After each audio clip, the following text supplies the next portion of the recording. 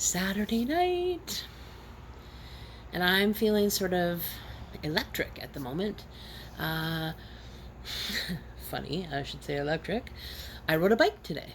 It's been what I figure 9 or 10 years since I did that, and of course I only did that once 9 or 10 years ago, so it's really been more like 20 or so years since I've ridden a bike, and I'm excited to have something as a form of exercise that doesn't hurt my joints, which I'm feeling fairly secure about.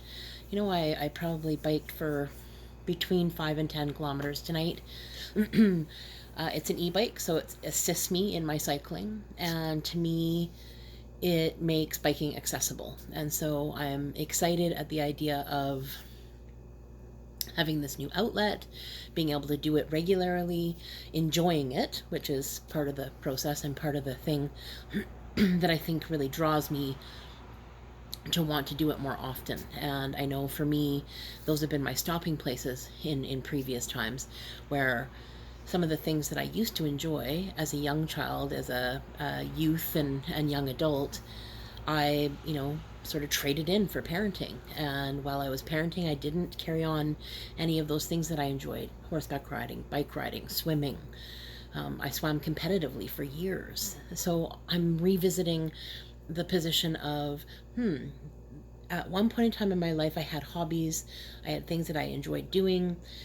These were the things that I took joy from and had joy experiencing, and they filled my cup. And for some reason, at one point in time, I just stopped doing them. And some of those things have a lot of trauma around them: horseback riding, biking.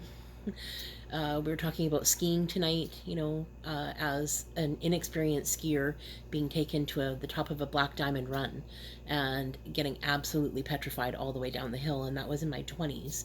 And just that, at that point in time, it made it so that that was something I was never going to do again. And, excuse me, I'm feeling a bit sad that some of those things that I really enjoyed at one point in time just stopped and ceased to be. And so getting back on the bike tonight, I was really nervous climbing on it. And I was nervous that I was going to fall and that there was going to be something wrong, or that I wasn't going to be able to do it. And it's like riding a bike. So thankfully I got on, I started pedaling.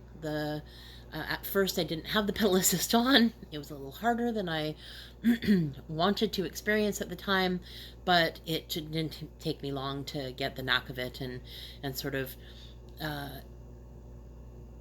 have a moment where I just was really enjoying being out in the fresh air, pedaling, having exercise, feeling cardiovascular exercise, and enjoying it. And it's been a long time since that's happened for me. And so, the willingness to try something new, even though it's scary, because I was petrified before I climbed on the bike, and to do something, a little bit different than what I'm normally used to doing, and to strengthen that muscle, I mean, not just literally, metaphorically as well, just that idea that I'm strengthening the muscle of increased endurance, increased strength, increased exercise, increased nutrition, and increased health. So as I take more and more steps towards leveling up in all of those areas, I feel really good tonight about stretching my comfort zone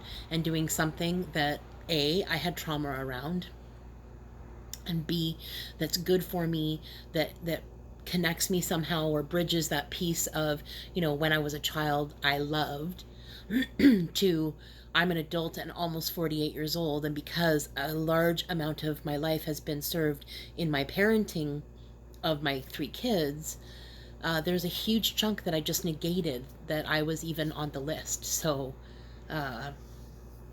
it's different to put myself on the list. It's different to make myself important enough, and it's different to actually do something that stretches my comfort zone and really expands my horizons, because now I can go anywhere, and I'm not limited in some of the ways that I have been. My bike is sturdy. I feel good on it. It doesn't feel wobbly at all. It feels like it will hold me. So all of these things are important. And I did have the experience tonight where somebody laughed at me when I went by, which was painful. But I can't control what other people do, unfortunately. Just, please be aware that there's feelings involved with that stuff, and it's a little bit more complicated than that person's lazy or they just eat too much. There's a myriad of things that go into that formula that creates the weight as a byproduct of, and it's just an addiction, just like any other addiction. Like, too much of one thing is too much. And now that I'm starting to regulate that and I'm getting in tune with it and I'm really sitting in it, the whys and the, when I feel like eating, what's really going on for me, and the desire to exercise again, which, the last time, I was exercising, I was feeling really good. I was in the gym every day, and my body was changing. I could feel the difference in my being, and how vibrant my health got, and how morphed it happened really quickly. And being taken out at the knees by some mean girls, unfortunately. And I hate to admit that, but the truth is, when people point fingers and laugh, it's rude. It brought up trauma from high school. It's so complicated. But instead of, just being kind to someone because maybe they're starting out again, or maybe they have a different struggle than you do, or it's something that you don't understand or comprehend, just, applaud. Just let's applaud each other. Let's really support each other to do the things that are unusual, and stretch our comfort zones and feel uncomfortable, and really stretch and grow us as people, and bring, new and better understanding around those things, and compassion. I just rode right by the lady that was laughing at me. I just thought, what, I can't let you take me out of the game. And that, unfortunately, has been the case in the past, that I've allowed things outside of myself, judgments, ridicule, teasing, bullying, all of those things. Really, I succumb to them. And so I just climb back in, and I'll just stay at home, and I'll fly under the radar. And as long as I'm under the radar, then no one will notice me, and I'll be okay. But the truth is that I am meant to be seen. I am meant to be heard. And I am important. I'm enough. And my contribution makes a difference in the world. So I'm going to continue to rise up and to continue to stretch my comfort zone, and continue to come and talk here and say my two bits about things, and use my voice that I kept stifled for so long in fear. And like I said last night, am I tethered to fear, or am I tethered to love? And so today it was, I'm fearful of climbing on my bike and taking a ride, but what I fear more is not doing it. Is at 47 and a half years old deciding that, I guess maybe I don't get to do those fun things anymore. And instead of that, I decided to do something else. And that was really enlightening, empowering, invigorating, liberating. And I recommend to take something that maybe you've forgotten about, art, creativity of some kind, writing, singing, dancing, whatever it is, that one point in time when you were 10 years old, you loved doing. You just loved doing it. And hours could pass, and you wouldn't even know because time stood still. Is there something that you forgot that you left behind? Is there something that you might want to pick up and try again? It was a clearly invigorating and amazing experience, and I am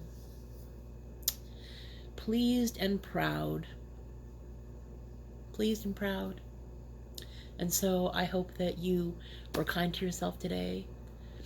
I certainly know that there were moments where it called me to be kind to myself, and to understand that I'm starting here, but it doesn't mean that I'll stay here. It means that I will progress in the same way that I have in the past, towards my goals and my dreams, one little incremental step at a time. And even though I have days where I don't do so well, and even though I have falling off places, I am I am moving to the place where my decisions are really made from a conscious place of, is this moving towards what I say that I want, or is it detracting and moving me away? And ultimately, I get to decide. And if I choose at that point in time to take a step back, then that means I have another step to gain. And just to be kind to myself in that moment. And because the compassion piece, I think, is lacking. It's something that I don't see enough growing of the compassion. I feel that there's a lot of intolerance and a lot of polarity and a lot of injustice and a lot of finger pointing out there. And, ultimately, we control only our own lives. That's it. There is nothing else that we can actually govern or control outside of ourselves. I can inspire people, but I cannot control them. And the more that I try to, the less time I'm actually concentrating on where the work is actually needing to be done. And so today I overcame some things. I climbed some mountains, literally. I climbed some pretty big hills. And thankfully, at no point in time did I need to stop. And that felt amazing. So the electronic assist really helped me to build some confidence in the fact that I'm going to be able to bike. It's going to be something that I'll enjoy. And it gets me some physical exercise, which I desire, I need, I choose, and I appreciate. So do something for yourself. Do something really wonderful for yourself and give yourself the gift of your time, your energy, your focus, your compassion, your grace. Repeat after me. I am important. I am enough. I matter. My contribution is important. I love you.